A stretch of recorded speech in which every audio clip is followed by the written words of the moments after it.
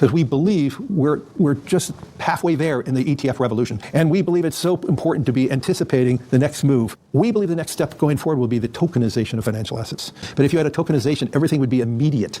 최근 코인 시장이 아쉬운 흐름을 보이고는 있지만 1억이라는 기적적인 가격을 만드는 데 있어 많은 고래들의 자금이 유입된 것도 있었지만 블랙록이 견인추 역할을 했다고 볼 수 있는데요. 블랙록의 레리 핑크 회장은 작년부터 금융자산을 토큰화하겠다는 포부를 밝혔었고 올해 초부터 이 내용이 현실화되면서 RWA 테마에도 속해 있는 이 코인은 수백 배의 폭등이 예상되고 있습니다. 게다가 홍콩에서는 현물 ETF 승인이 되었고 최근에는 수많은 자금이 들어오고 있는 가운데 관련해서 가장 크게 상승할 것으로 보이는 페이먼츠 관련 유망 코인에 대해서 살펴보면서 가장 유망하고 크게 상승할 코인을 콕 집어드리도록 하겠습니다.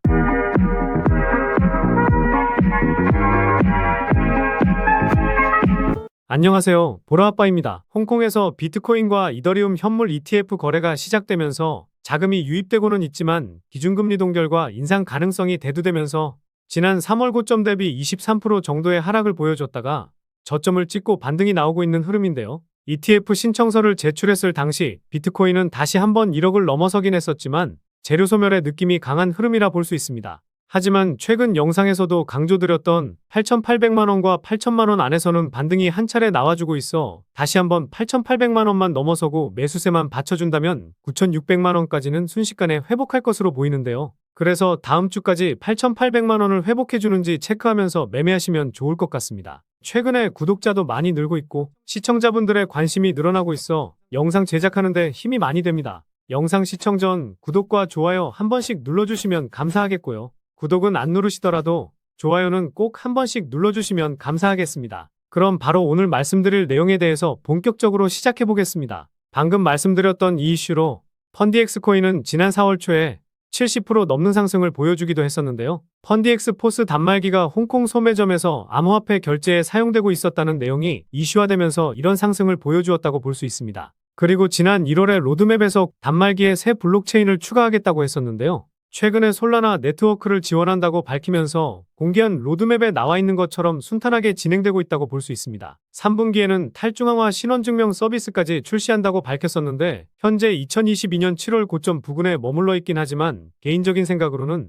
이 서비스가 실제로 출시된다면 단숨에 5,000원에서 7,000원까지도 갈 수 있다고 생각하고 있습니다. 그리고 네오코인과 가스코인도 이번 이슈로 동반 상승을 보여주었었는데요. 지난 1월에 레이어 1 블록체인 네트워크인 네오는 홍콩 테크노밸리 사이버포트에 사무소를 오픈했다고 밝혔었죠. 중국 본토에서는 암호화폐 활동이 금지되어 있기 때문에 일부 프로젝트 정책이 더 우호적인 홍콩으로 이주했었습니다. 네오코인은 급등락이 심하기 때문에 타점을 잘못 잡으면 오랫동안 생고생을 하긴 하지만 주봉상으로 26,000원 가격대 지켜주거나 2022년 3월 매물대인 36,000원 저항대만 잘 돌파해준다면 개인적인 생각으로는 10만원에서 11만원까지는 충분히 올라갈 것으로 보고 있습니다. 비트코인을 1억이라는 가격까지 올릴 수 있었던 명분이 비트코인 현물 ETF 이슈이긴 했지만 추가적인 상승빔의 발판이 홍콩 ETF 거래라는 것에 의문이 드시겠지만 중국에 거대 자금이 들어올 수 있는 기회이기 때문에 블랙록이 만든 이번 시장에서 중국이 만들어낸 이번 이슈까지 생각한다면 비트코인이 2억을 가거나 3억을 뚫더라도 이상하지는 않을 것 같아 보이는데요. 그럼 바로 펀디엑스 코인과 네오 코인을 제외하고 이번 이슈로 상승이 나올 만한 유망한 코인에 대해서 말씀드려보도록 하겠습니다.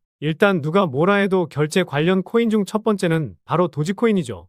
2021년에는 일론 머스크가 트위터에서 엄청나게 언급하면서 업비트에서도 1700% 정도 상승했었는데요. 사람들은 머스크가 언급을 해서 올랐다고 생각하는데 사실 이건 맞긴 합니다만 최근에 일론 머스크가 테슬라 구매에 도지코인을 활용할 수 있고 민간 우주기업 스페이스 X에서도 가능할 수 있다고 밝혔기 때문에 앞으로 결제 관련 코인으로도 추가적인 상승을 기대해 볼 수 있다고 생각합니다. 게다가 머스크가 인수한 트위터, 소셜미디어 X의 엑스페이먼츠가 미국 세계주에서 송금업 라이선스를 추가 확보하면서 머스크의 슈퍼앱 구상을 더욱 구체화할 수 있는 명분이 만들어지면서 트위터에서 도지코인을 이용해 결제를 할 수 있다는 기대감까지 커진 상황인데요.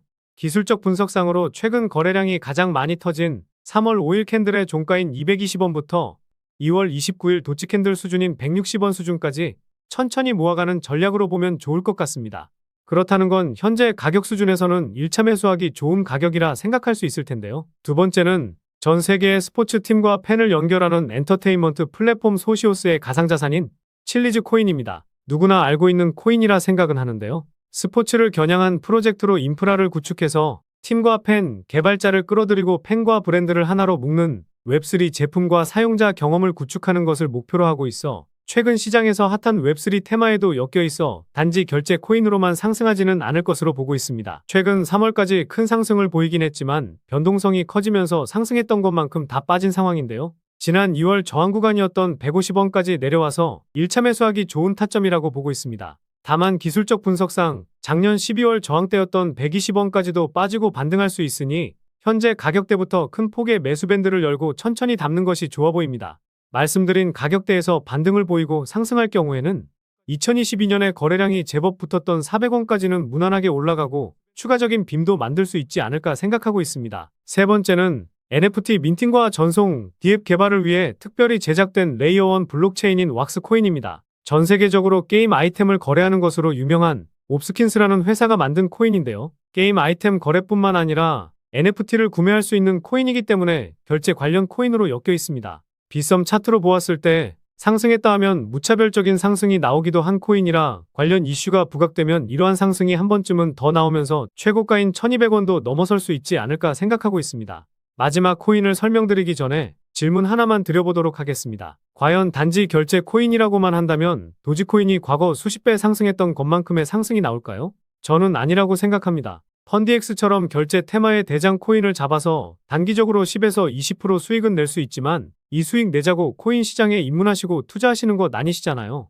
그래서 저는 최근 시장에서 핫한 웹3 테마와 블랙록이 힘을 실어주고 있는 RWA 테마에 포함되어 있는 이 코인이 엄청난 상승을 보이면서 우리에게 큰 수익을 줄 수 있는 가능성이 높다고 생각하고 있는데요. 게다가 지난 영상에서도 말씀드린 거대 자금의 DWF 랩스에 투자까지 받은 코인이니 도지코인처럼 수십 배의 상승이 가능할 것이라 보고 있습니다. 보안 포스 알고리즘을 기반으로 하는 코인인 이 코인에 주목해야 하는 이유를 말씀드려 보도록 하겠습니다. 첫 번째는 가격적인 메리트와 낮은 시가총액입니다. 최근에 코인 시장이 좋아서 90% 정도의 상승을 보이긴 했지만 최고점 대비 92% 하락한 상황인데요. 상단에 매물대가 거의 없는 상황이기 때문에 올라갔을 때 저항을 맞고 내려올 자리가 적은 코인입니다. 그리고 시가총액도 1,500억 미만에 총 발행 물량 대비 유통되고 있는 물량도 대부분 나와서 락업 물량이 풀릴 리스크가 적은 상황인데요. 두 번째 이유는 지난 영상에서 말씀드린 두 번째 원칙인 벤처 캐피털의 투자를 받았기 때문입니다. 과거에는 바이랩스로부터 투자를 받았었는데요.